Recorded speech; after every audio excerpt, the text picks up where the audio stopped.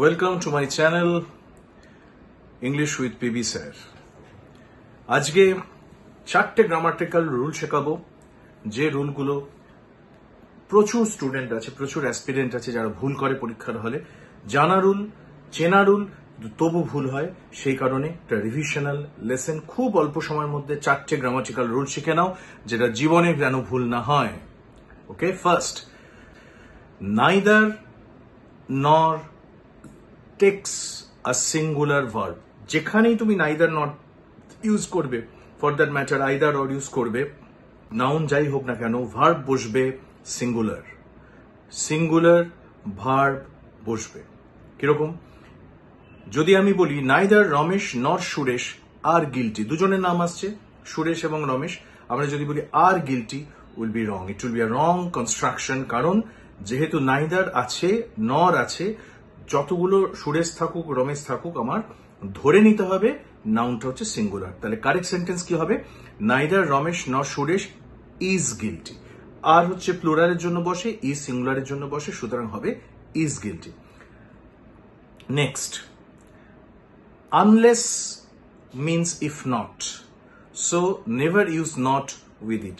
আনলেসের সাথে কখনোই নট যাবে না। আনলেসের বাংলা ইজুকাল টু হচ্ছে যদি না। ফর এক্সাম্পল, আমি যদি বলি unless you do not work hard you will fail. যদি তুমি না পরিশ্রম করো তুমি ফেল করবে, তুমি পরাজিত হবে, তোমার কম্পিটিশনে তোমার ফলাফল খারাপ হবে।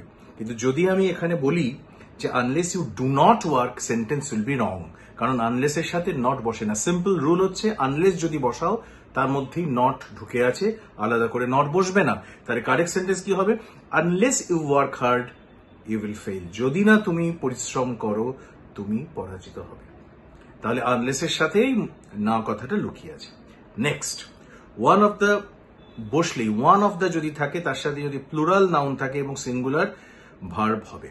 কিরকম? ওয়ান অফ দ্য সাথে প্লুরাল নাউন বসবে এবং সিঙ্গুলার ভার্ব বসবে। কিরকম? যদি ধরো তুমি বলো one of the boys have one a medal, one যেহেতু সিঙ্গুলার, বয়েজ প্লুরাল হলেও সিঙ্গুলার ভার্ব নেবে। কারেক্ট সেন্টেন্স কি হবে?